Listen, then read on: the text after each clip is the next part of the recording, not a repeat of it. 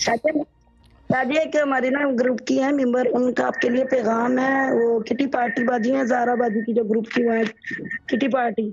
उन्होंने आपके प्रीपेड पे बात की थी बेटी की क्रेडिट में दाखिले के लिए। मुझे याद नहीं होगा बाजी। शादी उनका 1 वीक में उनकी बेटी का ना दाखिले का अरेंज भी हो गया और उसकी बेटी का पेपर भी क्लियर हो गया।